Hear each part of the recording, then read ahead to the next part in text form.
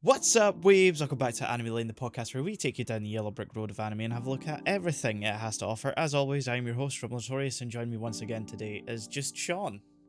It's just me. We're back to being Melina-less again for a little bit. She's gonna show up this month. Don't worry, she'll be in the last 2 episodes of the season. But she's For this episode, we're Anime Lane 2/3. Yeah, we're she's busy with university stuff since it's the end of the year for that sort of thing, so we are just filling in the gap on our own again. I mean, we're not going to pretend that this is at its bare foundation anything more than filling in a gap. Hopefully these are entertaining. My mouth just doesn't want to say that word. Episodes. But I'm not holding out a lot of hope. So on today's episode, but you don't have to worry about that, dear listener. You don't have to worry about that at all. No. On today's episodes, we're swapping genders in Ranma, half Ranma, one half, however you prefer to say it. I will take both. Series direction by Konosuke Uda. Series composition by Kimiko Ueno. Music by Kaoru Wada. Animation production by MAPPA. ANN Anime News Network database link in the description for more information on specific episode stuff, blah blah blah blah, blah. More credits that I'm not going to read here. The first season aired October 6th to December 22nd, 2024 for a total of 12 episodes. It is licensed worldwide outside of Japan by Netflix. A second season was confirmed after the last episode of season 1 aired. It is based on the manga by Rumiko Takahashi. So yeah, Ranma, half Ranma, one half. I keep calling it Ranma half in my head. Yeah, Ranma half is what I've been calling it for as long as I've been aware of the series existing, which is way before the MAPPA adaptation existed. But yeah, I've heard people say Ranma one half as well. I prefer half, just half. Yeah, I'm just gonna say half for simplicity. Mm-hmm.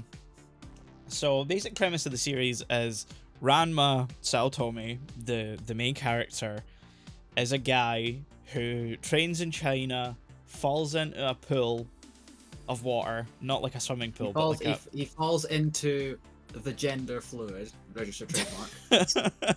and he gains the ability, I don't know how to describe. I wouldn't call it a curse. I feel like some people would. I wouldn't call it a curse. The affliction of he gets down with the sickness of becoming a girl. Whenever he is doused with cold water, he becomes a girl, and vice versa. When he's doused with warm water as a girl, he becomes a guy again. So they live hot water. A divided. It's hot water, I think, that turns him into a guy. What did I say? Back into, you said cold water as a girl. Okay, whatever. Yeah, it's an interesting premise. I really like the characters, or at least the core cast. I want to say I really like the core cast. Yeah. And I think the animation starts off really good, and it for the whole 12 episodes it does have like a consistent base of good. It doesn't wobble, it doesn't falter, it doesn't become substandard or anything. It just, after the first maybe like 4 episodes, feels like it loses a certain je ne sais quoi. I was just gonna say focus, but if you want to say that, it's more so like in the first couple episodes, whenever fights happen, there is some instances where it takes on, in fact, takes on is not the right word, it full on just steals the JoJo's Bizarre Adventure, specifically Diamond is Unbreakable, like part 4's style. And I think that's cool. I thought that was really cool. But then, like, the rest of the series, the rest of the season, it just sort of forgets about that, and it settles within the normal look, and nothing ever really becomes, like, nothing stands out, I would say, for the rest of the season. Especially, like, in the first few episodes, there's also, like, flashes of when people are annoyed, or like, certain angles are shown that are, like, very reminiscent of the time period the manga and the original anime are from. Like it feels like it's trying to keep some of that kind of 80s-ness to it. Yeah. Some, you know, shadowing and detailing in certain scenes is very, you know, hand-drawn, cel-shaded esque, whereas then after maybe episode 5 it just sort of becomes, you know, a modern, a bit more standard computer like yeah, digital art. it's digital still animation. hand-drawn, but it's modern digital art, you know, still with an aesthetic that I think is better than majority of anime on TV now. But that's not MAPPA, that's purely them honoring Rumiko Takahashi's character and world design. Yeah. So Especially on some characters. yes, some characters are aggressively 80s looking. There are two that stand out in my head that look very 80s to me. One in terms of just like sort of the hair and clothing, and the other just in the face. Like that sort of the way anime would draw like a face in like in an 80s anime or manga in my head, and they're both very like similar characters now that I really think about it. Yeah, which ones are you thinking of specifically? I'm thinking of, I forget her actual name, but Black Rose. Kodachi. Yeah, and Ice Skater Girl. Oh, those two names did not even try to commit to memory. No. I dislike them so strongly. Spoiler alert, I think we're both in agreement that those are the worst characters in the show. The Ice Skaters. 100%. I found them so unappealing that I just did not like the 3 episodes that really like focused on them. Why did they get 3 episodes? It's so... It's so annoying because you get to like the end of the second episode, which is like, I would give a pass that they're in 2 episodes because it's like they show up in the first one, and the first one it's, you know, introducing the characters, setting up the stakes, the whole like conflict between them, and then the second episode is the conflict, the actual battle itself on the ice skating rink. But then at the end of the second episode, it's just like, oh wait, no, it's not over. This still has Part 2 of the battle. Yeah, and then you get like the first half of the third episode as, well, not the third episode, it's like episode 10 or something like that. But the third episode of their storyline, little arc, yeah, is even more drawn out. It feels like it hits 4 or 5 different points of this is over, and they just keep persisting on and on. They do the JoJo thing where the battle just keeps on going even when you think it really should have stopped like about 20 minutes ago. But the thing is, in JoJo, it's one, it's part of the style, and 2, it's fun enough that like every time it starts up again, you're at least given something interesting It's afterwards. Like JoJo's is batshit enough that like the and another thing, or oh, I'm not dead, or they're not dead, or the whatever moment ass pull it is like, it's so insane and funny that like you're like, yeah, I'm on board with this. Whereas these are 2 ice skaters who are fighting also with martial arts on an ice rink that then gets damaged, and it's like they're in the Arctic tundra. Because, you know, the ice rink had to be made out of a swimming pool, which makes no sense at all. It is purely to get that third episode where you're basically in a, I called it like a Pokemon gym battle from the anime. Yeah, because the anime would be like very elaborate and stuff, at least from what I remember. So it's very much like that. It's just too bad that like the ice skaters are the 2 worst characters in the series for me, because they're supposed to be funny, but the joke they're playing with both their characters are stuff I really don't find funny. No, because the girl is just annoying. Yep, like that's her entire thing, and the guy is a sex pest. Yes, and not even, you know, casting Mamoru Miyano as him worked. No, he is a great voice actor who is very good at portraying many different types of characters, but like he can pull off that like trying to be suave but just being a bit of a dick very well. But it's just a shame that the writing of this character in particular sucks ass. No, because that outside of the character design, it was that character's writing particularly that felt the most like 80s to me. Like Yeah. that feels like a stock 80s rival character. Yes. In like any and not even just anime, but just in like romance or like romance movie, rom-coms, shows, whatever. Where the thing is, he's supposed to be suave, but he's actually a dick. Yeah, doesn't believe in consent. He's Ryo Saiba without all of what makes Ryo like a good person. You know, Ryo has the line, he has the almost every time the bond or in the times where he's doing it to clients or whatever, it's like usually there's some underlying motive. For him it's like a disarming technique. For him it's, you know, lulling the girl who they're protecting even just into like that sense of security against whatever's threatening them type of thing, whereas this guy's just, no, he should be arrested, he should be in jail. Talking about it, it kind of reminds me of when it's like we're watching like a Lupin and it's a bad Lupin. Yeah. Like, it's not a well-written Lupin Fujiko like dynamic, and we've talked about that at length with like our complaints there. It just felt too much like that sort of stock 80s character that really should be left in the past. 100%. I get that like they probably didn't want to rewrite him too much in the show, and I understand that it just feels like that is a lot. That is the part of the show that feels like a product of its time. Yeah. From the original adaptation. I wonder how it would have. I wonder, like, both in the manga and in the original adaptation. Excuse me.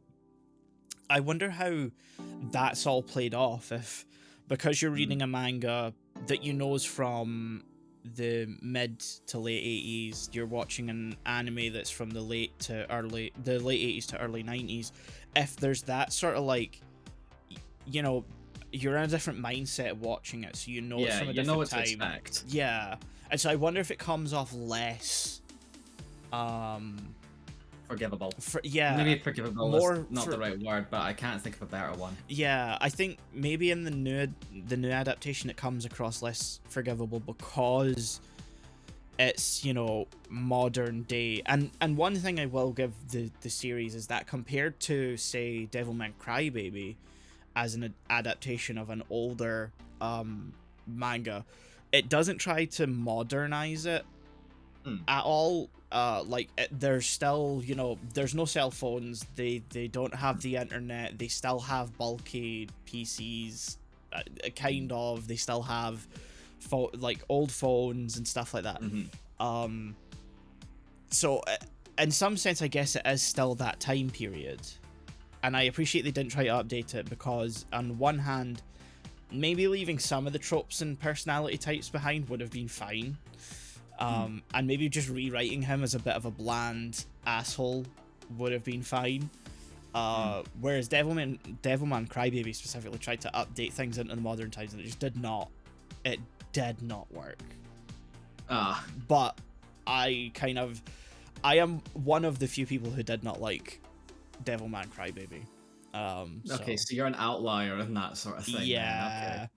I guess we'll get to that eventually. Oh, we'll get there. We'll probably watch the original OVAs before we watch the Crybaby adaptation. But yeah, Ranma is what we're actually discussing. Yeah.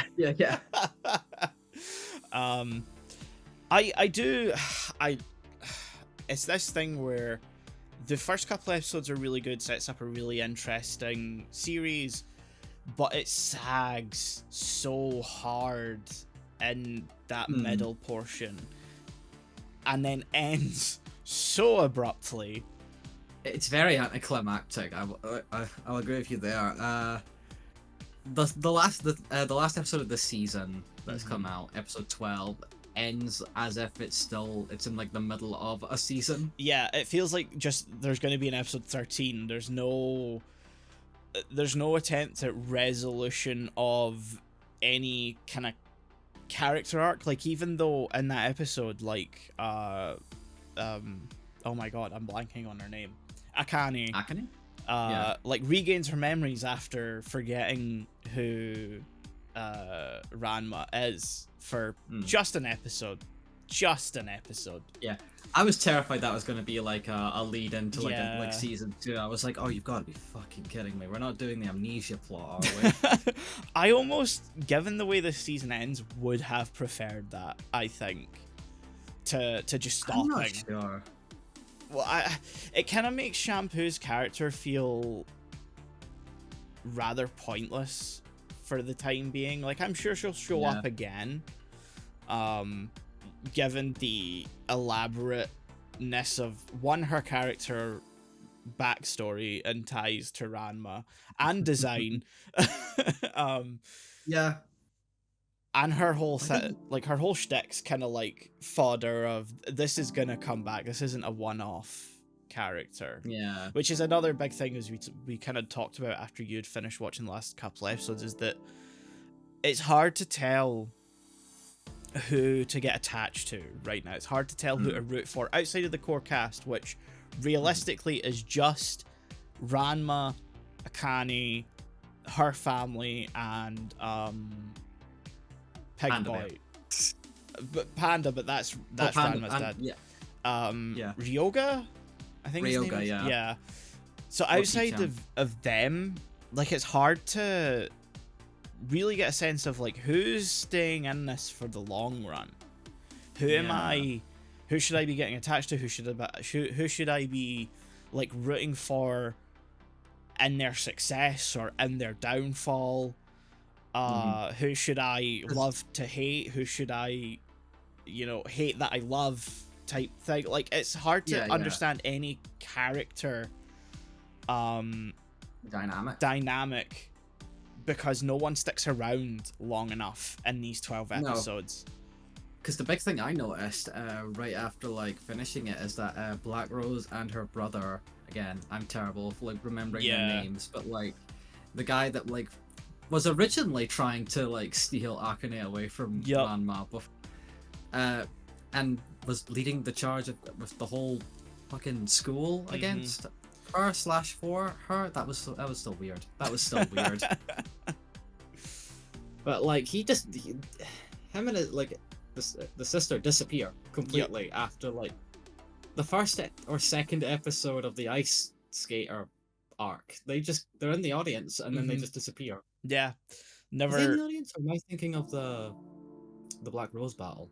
I think you're thinking of the Black Rose battle, because Kuno is definitely in the audience for that, because everyone keeps bringing him up, even though he's just. Oh, she does also pull him in for, a quick attack, and he's deemed a tool, which, that's fucked up on multiple levels. I was gonna say it works on multiple levels as well. I mean, it's fucked, but you mean he has a tool. I'm not saying it's not. It doesn't work in the story sense. I'm just saying it's fucked. Yeah.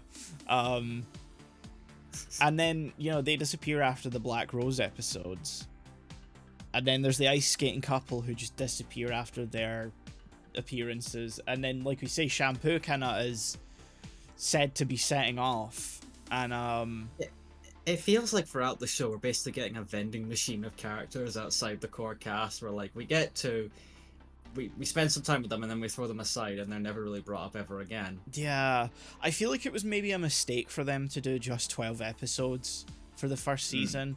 Like, given this is an adaptation of a fairly long manga, it's maybe like 40 volumes long if I remember correctly, and the original anime was like 160-ish episodes. Yeah, I remember it being long running from what I remember hearing about. I think it would have made more sense to give it 24 just so we could, like, get a better sense of characters and, like, what the actual dynamic is, and, like, maybe who's sticking around. Like, it's hard to judge anything from what we've seen because it does just all feel like introductory stuff. And, like, given how long it is, there's no real headway in character development either. No, we get like little bits of it, but it doesn't feel like it's fully like there by the time the series is done. Yeah. So it's one of those things where this isn't Dan to Dan, where even though it ended in a strange spot, given that it was just starting an arc and then stopped, at least we knew it was coming out like 6-7 months after it finished. We only had to wait 6 months when we watched it. We're down to 2, and like that means I've been cool with not reading the manga, not going ahead, not satiating the urge to know what happens next, because I know more is coming in within a reasonable time frame. And while a second season has been announced for this, I think it's so vastly different in that it's an adaptation of something that's completed and has been for a long, long time, and also has a previous adaptation, which makes me question 2 things. Why would I watch this? Why would I continue watching this version? And why does this version exist? Yeah. And this has happened with question that too. 2 specific Rumiko Takahashi mangas. One, Ranma, which is getting a straight adaptation of the story, I assume start to finish, but that's not to say it'll stop partway through if like it's not got enough viewership or popularity or whatever. Yeah. And then there's Urusei Yatsura, the only other Rumiko Takahashi thing I have any familiarity with, because I've seen some of the movies, but that got like an adaptation where they didn't like adapt the story completely or start to finish or abridge it or narrow it down. They just did like a best of collection.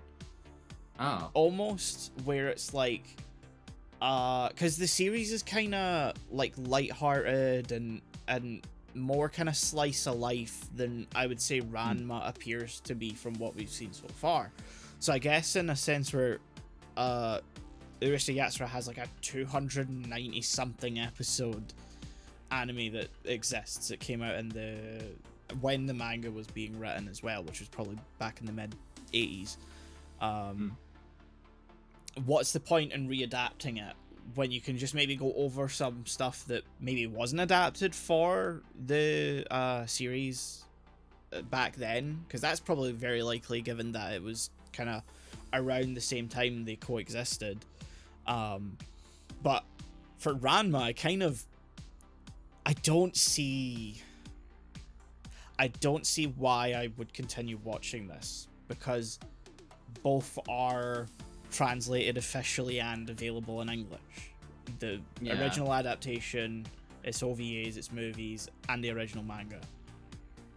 I would probably just go and read the manga than wait an indeterminate amount of time, because they haven't announced a date for season 2, and lose interest. I'd probably just go and experience it in a different way, especially because you're not going to lose or feel any difference, I would say, other than the animation, style, if you watch the original anime adaptation, because like most of the core cast also share the same voice actors, which also then raises the question of why are we doing this? Get it on Netflix and maybe, I don't know, revive the whole thing, which I'm not sure how well that's been going so far, but then again, I'm not gonna know. If you want to revive interest in it, there is a clear go-to in this instance, and it's that Rumiko Takahashi as a manga author is still active, still has a series being written that is I think, if I remember correctly, maybe 20 volumes in right now. So you could adapt that, and just by the sheer virtue of that being on here, existing, and drawing attention to that manga, you then draw attention to all of Rumiko Takahashi's other works as well. Ranma Half, Mason Ikoku, Urusei Yatsura, and I don't know. I think there's one other one I'm blanking on. Oh, Inuyasha is the other one. I don't know why you readapt something that already has been adapted when you have the option of adapting the current one they're working on. Name recognition. I feel like Rumiko Takahashi's name recognition would be the thing. I meant like specifically like Ranma. Maybe, but because like I knew like very vaguely about Ranma like before this, very vaguely. Yeah. Mainly just in the concepts, but like I want to guess that would maybe be like the logic behind like this existing, but beyond that, I'm not sure. Yeah. Yeah. It just feels, given its current state of like 12 episodes, not really giving you enough, I think, to really understand if you enjoy this series as a thing, or these the overarching story. Like yeah, it's weird. I think 12 episodes was a mistake. I think they probably should have done it, you know, a bit longer, 24 episodes for the first season. And even then, still, I maybe would have came away with the same thought and said, you know, I think maybe just read the manga or watch the original version, given so many similarities between the specifically voice cast for the anime. You know, you still got Megami Hayashibara as female Ranma, Kaipei Saguchi, that's not his name. Hold on. Please hold while we get Ranma. the name here. So Tomi. Dun dun dun dun. Voice actor. Box Tekken. Kappei Yamaguchi. I was so close. As male Ranma. It's the same people. I think, like, of the core cast. So you got Akane as well. Still being voiced by. You really should just get like a full cast of my guy. I should, but Noriko Hidaka.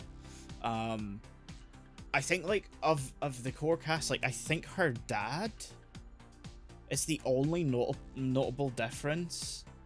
Because he's voiced by Akio Otsuka, who voices Bato and Ghost in the Shell, amongst other things. He's also now Jigen. The name sounds familiar. Yeah, now Jigen and Lupin after part 6. So, like, he's, yeah, I don't know. I feel like I should just, you know, let it go. I think I've made the point already that I find it, as much as I enjoy the concept, the characters, even, you know, the animation in general, it's a good show. We should stress it is a good show for like what's there. It just feels like it's too bite-sized for its own good, I think, is the best way to describe it. Yeah, definitely.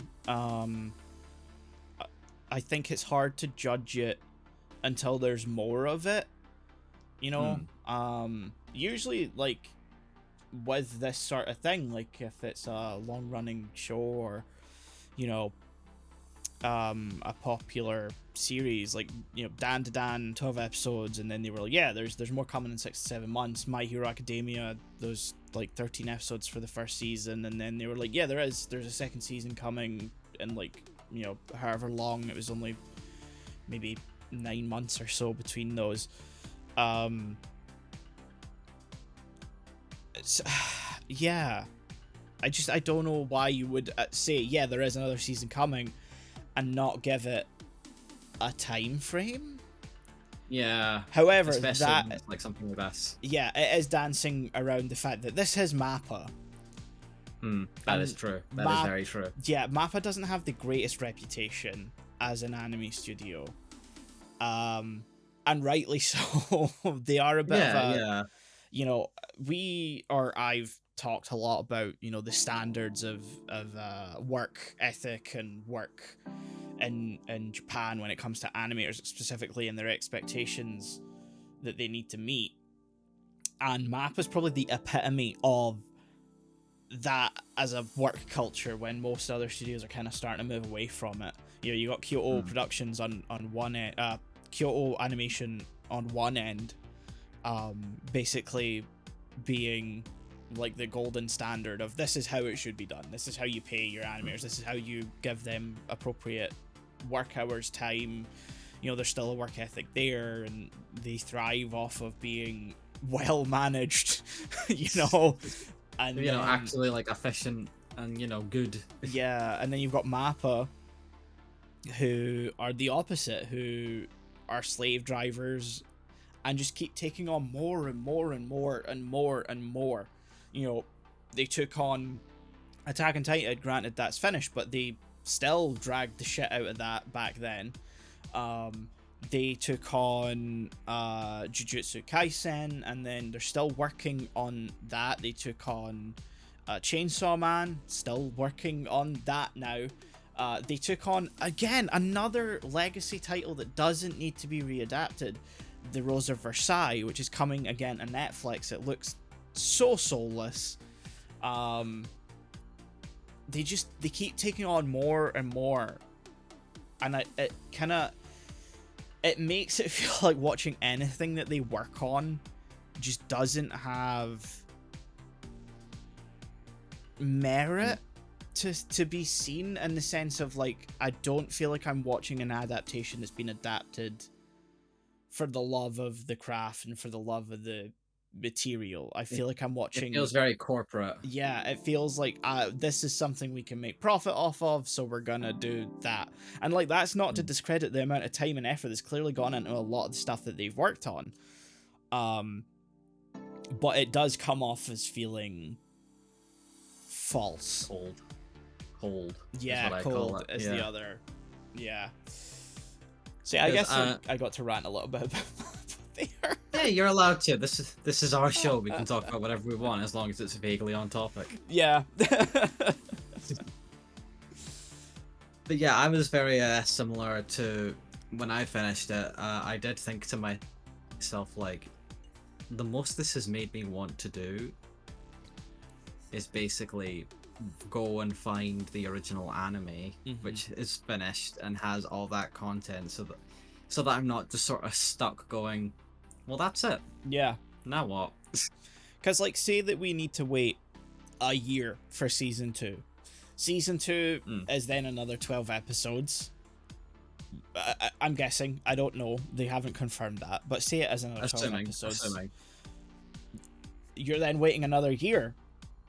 And then another 12 episodes come out. And then you're waiting another year. And then those intervening 3 or 4 years where it takes them to get maybe 30 episodes in, you could easily have watched all 160 whatever episodes of the original multiple times and probably had a better experience for it. Yeah.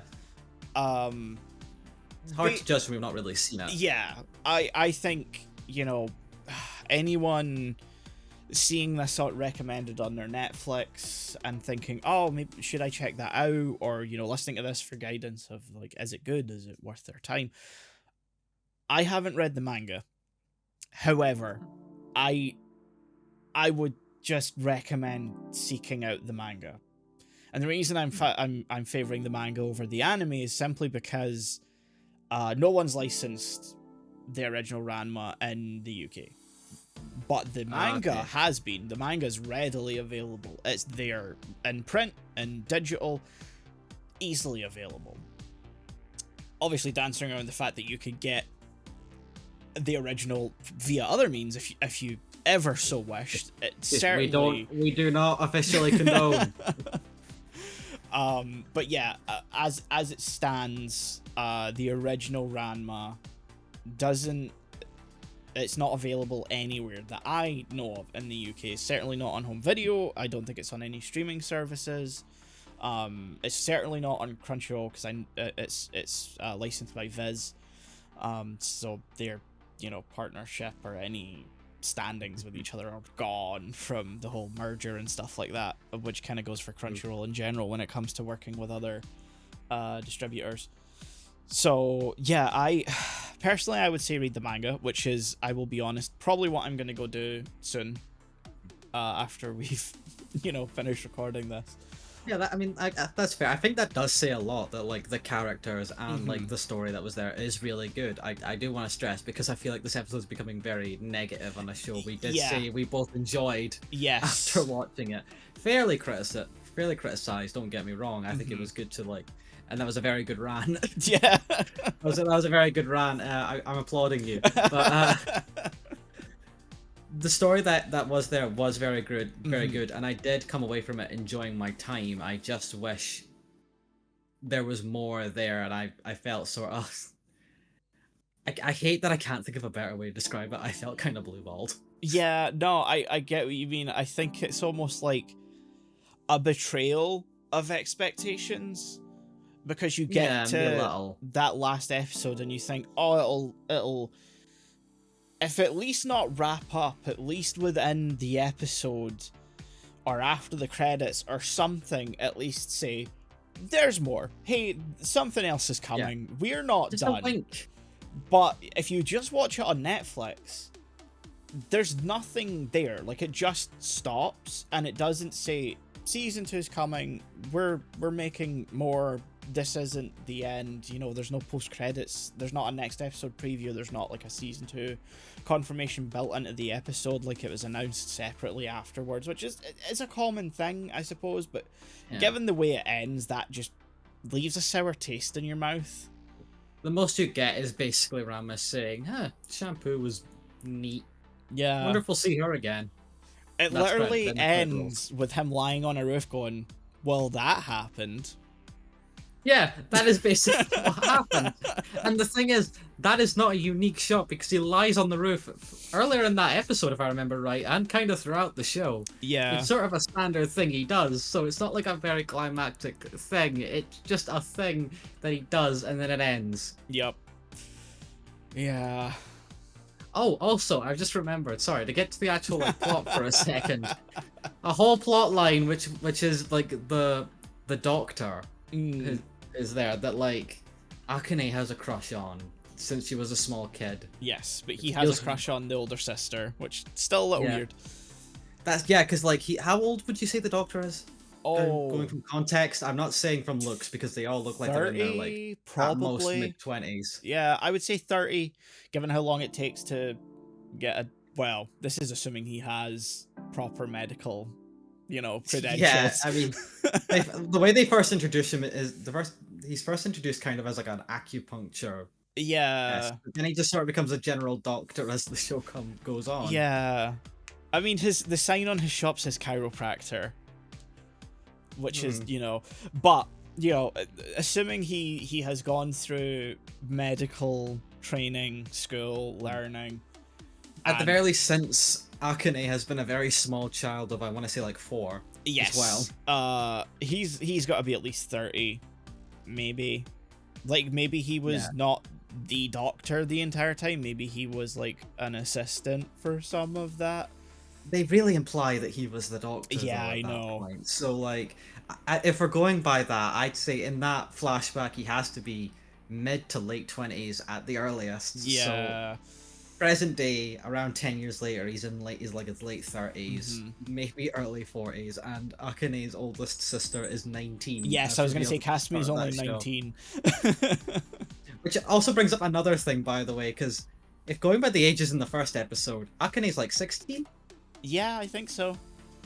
In the flashback, though, she's like 4. Yeah. And the oldest sister is like 16. Yeah. Yeah. It really feels like they couldn't choose between whether the sister was the sister or the mother. Yeah. They never really address... Mother, by the way. No, I was going to say, they never bring up or address the lack of the mother. Like, which maybe, is fine. Yeah. I was basically just like, okay, cool, I don't need to know. Like, throughout most of it. But, like, when you have a character that's, like, basically a stand-in for both an older sister and a mother, it kind of makes you question it eventually, like, So what's happening here? I feel like that's probably a plot point later. Like, I imagine that's some kind of character development thing for Akane. If it is, then that's completely fine. Yeah. My question's basically answered there. I just don't know it yet. Yeah, which is the whole kind of problem with the show. I think that's the theme of the episode right there. Yeah. But yeah, my main point is, really, if you think about it, there's no guy character in the show that's written really well, if you think about it. Ranma's sort of close, but he's also like a girl half the time. Yeah, and even like... And I will say right now, I prefer him when he's a girl. Just in terms of character and just like everything, I just sort of prefer him as a girl. Yeah, there's definitely a preference of just screen time of him being a girl, and I have to say that may be reflective of the fact that the author is, you know, a female herself, so yeah, it's slightly you can feel, which is great, by the way. I think it really is what helps the writing between like most of the other characters and like a lot of the situations is really well. As you can tell, this wasn't written by like your standard male manga writer, because this could have gone in even worse directions. Yeah, I hate how common a theme it is that like male manga authors just kind of lack a general understanding of human beings in general. Like, not just females, just people as a concept. Although we say that, and a lot of the characters in this, like, is it a town, a city? They only ever mention Tokyo, but like Tokyo's fucking massive.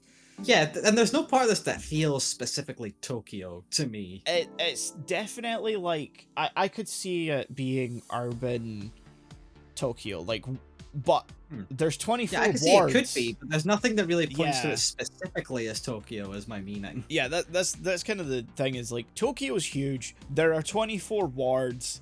There are several towns almost within Tokyo, like districts that are essentially towns in and of themselves, and we get nothing more than Tokyo on occasion, and I think that the most of that is just from Ryoga getting lost. From my count, it was literally just once, and it was in him getting lost. By the way, fantastic character trait. Yeah, best part of his character. How the fuck did he go from what was the island that he first appeared in? So he was at Shikoku. Then he went to Hokkaido. How did he get there?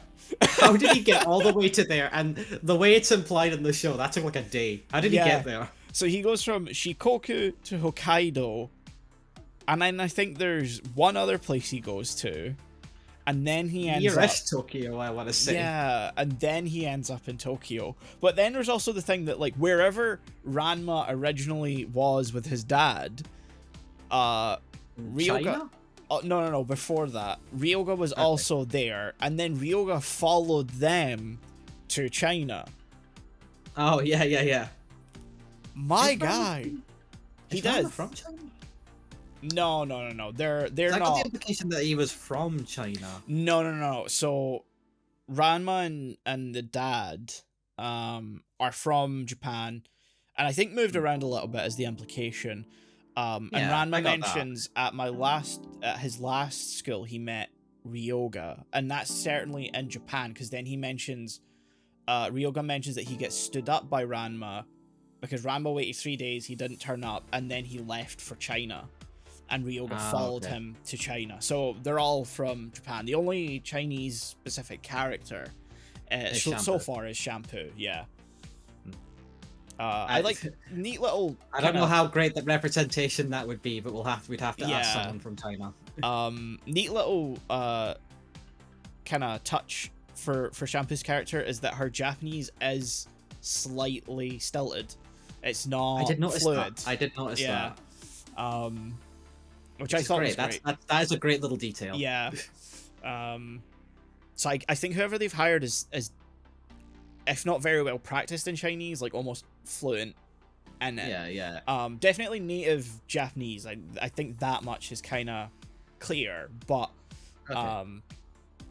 yeah, I like the nice little touch of not broken but stilted Yeah, not Japanese. quite as fluid as everyone else, which Yeah. great touch given like the character is originally from China. Yeah. And this is my tiny little rant, my little minuscule rant. That her whole character thing where like if she's beaten by a girl, she has to kill her. Oh, but if yeah. she's beaten by a guy, she just somehow magically falls in love with her. That's stupid. I hate that. Yeah. Why did they write it like that? Yeah. Even to be fair, even Ranma says that's a stupid as fuck law. You don't need to do that. So I appreciate that the show is going, yeah, that is kind of stupid, but still. Yeah. My main point for that rant is, and I know it was written in the late 80s, so she couldn't, but let it be gay. Let it be gay. That's sort of the main like interesting thing in the character dynamic between Akane and Ranma is what's the end goal? What's the end result? Is it eventually going to be that Ranma has to pick which one he prefers to be? And how does that affect his relationship with Akane? And maybe I'm expecting too much from a series from the late 80s. Yeah, if I'm being completely honest, we'll probably not get as deep or as interesting, I guess is the right way to put it, of like a character depth thing as it could be, because it was the late 80s, early 90s. I feel like it's probably just going to be a simple, I'm back to normal, and that's it. Yeah. But you know, I mean, I it's what I'm expecting. Yeah. Given like the time frame, but like that is, I feel like, a very interesting thing, because by the end of like this series or this season, it felt like the path was very clear. They are beginning to like each other more and more as it's going on. Like whether Ranma is in boy mode or girl mode, which could be very interesting. Yeah. I'm not expecting it to go the way I think a modern show would probably write it, because, you know, again, the time frame. Yeah. But it would be cool. Yeah. I mean, we had the whole conversation. Oh, that's actually a spoiler for an episode that's not out. So I guess a little preview for an episode, the next anime episode of Anime Lane, covering the colors within. I guess if you want to watch it ahead of time, though it's not out, which I mentioned. We do not officially condone. Hey, we watched it legally. We watched it legally. We did. I didn't say anything about that. I'm just saying overall, we do not officially condone any of that. But you know, we're also not your parents, so we can't really tell you what to do. Yeah, I can't see your internet history. But we had that whole conversation, and Prof pointed out, like, if Shinkai, as a modern day titanically popular director who made one of the most popular current day anime films that isn't a Ghibli movie, broke international blockbuster box office records for anime movies. Modern masterpiece. If he can't direct, not now Adobe Acrobat, I did not need that ping in my ears. If he couldn't write a story about lesbians, and as a result Naoko Yamada couldn't write a story about lesbian characters, there's no way Rumiko Takahashi, as popular as she was and still will be for years to come, in the mid to late 80s when Ranma was publishing, there's no way. Which is sad, but you know, it's not surprising. I like what we saw. Should we score it? I think we're just gonna end up going in circles. Yeah, we're kind of just going in circles here. You go. This is gonna sound harsh, but I think it's a really iffy first impression. As much as, like we say, we enjoyed it, we enjoyed the characters, you know, all that sort of stuff.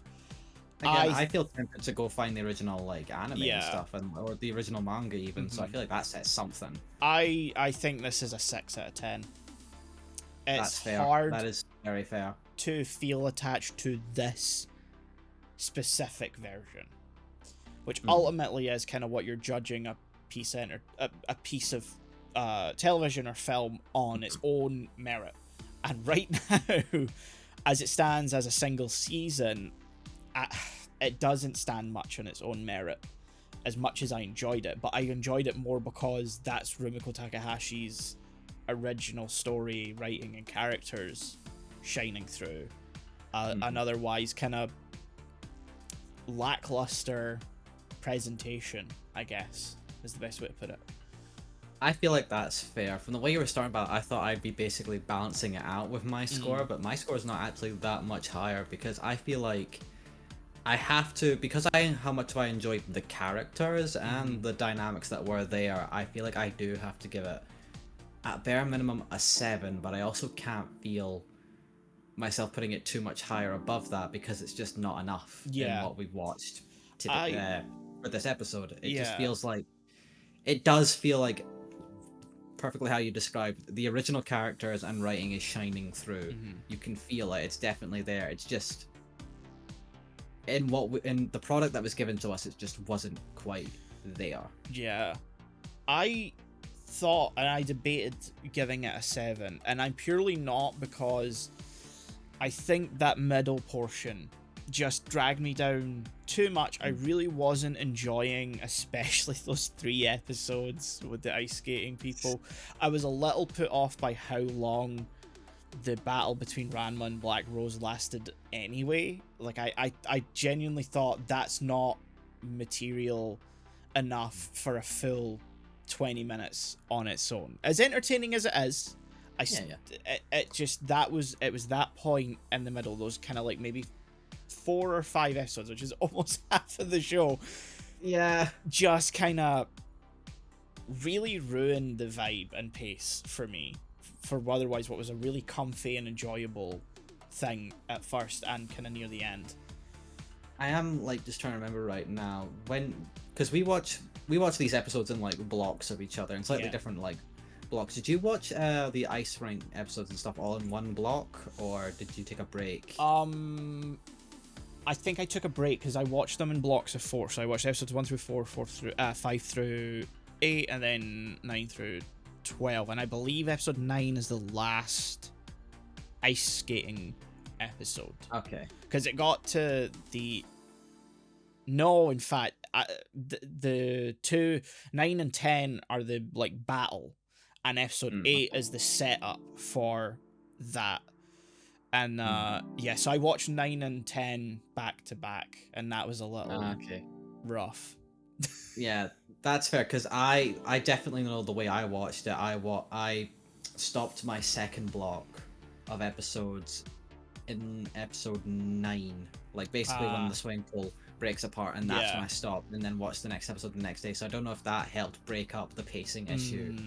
There, because I definitely knew I stopped there because I felt like if I had watched another episode, I wouldn't be taking anything in because it was dragging a lot. Yeah, I didn't really, unfortunately, because I watched the last 4 episodes this morning, I didn't really have the virtue of breaking them up any further. I kind of had to watch at least those 2 back to back, one way or another.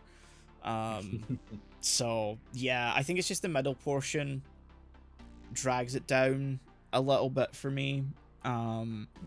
Otherwise it's comfy and enjoyable, but like we've pretty much, I think made all the point we can. That we've made our thoughts clear at this point, I feel. And I think we're not too dissimilar in scores. No. So I think it's the first time I've probably been lower than everyone else in terms of these things.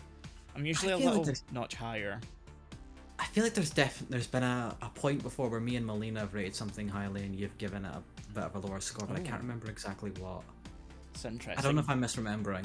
Well, I mean, we'll probably find out soon because we're going to be doing the award show at the end of this this season, which will be our next recording session in person with Melina.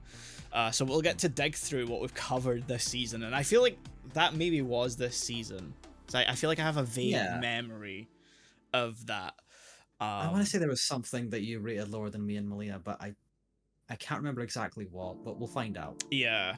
But yeah, I think that's Ranma. We've actually gone on a lot longer than I thought we would have for this. I kind of thought it would be a Dan situation, where it was maybe just a little shorter. But no, we're almost at a full length episode. We got rants out, and that's what led us through, I think, those episodes. Because I'll admit, I was a little scared earlier that I was running out of things to talk about. Yeah, I mean, one thing I did want to bring up is that I mentioned Urusei Yatsura, which is the only thing that I've had experience with Takahashi's work prior to this, because Mamoru Oshii directed the first 2 theatrical movies for Urusei Yatsura, and Beautiful Dreamer is genuinely one of the greatest films. I was gonna say that he's made, but like, as someone who enjoys pretty much all of his films, that's, you know. Wow. Wow. For me, Oshii like isn't like Shinkai, where he kind of has a few dips. Like Oshii like hit almost every single time. Every single thing prior to Ghost in the Shell was also like, there's a component in there that almost built up to Ghost in the Shell, which makes his filmography really fascinating.